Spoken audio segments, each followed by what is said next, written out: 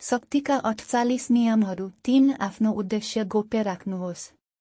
आफ्नो वास्तविक योजना सबै सामु सुरुमै नखोल्नुहोस्। जब तपाईले आफ्नो योजना सुरुमै सबैलाई बताउनुहुन्छ, अरूले तपाईलाई रोक्न सक्छन्, तपाईको आइडिया कपी गर्न सक्छन् वा तपाई विरुद्ध स्ट्राटेजी बनाउन सक्छन्। त्यसैले सही समय नआएसम्म आफ्नो पूरा इन्टेन्सन गोप्य राख्नु राम्रो हुन्छ। बुझ्नुपर्ने कुरा: जब मानिसहरूले तपाईको दिशा थाहा पाउँछन्, उनीहरूले तपाईको अर्को चाल अनुमान गर्न सक्छन्। स्ट्राटेजीको शक्ति कहिलेकाहीँ सरप्राइजमा पनि हुन्छ। उदाहरण: मानौं तपाई नयाँ क्याम्पेन आइडिया बनाउँदै हुनुहुन्छ।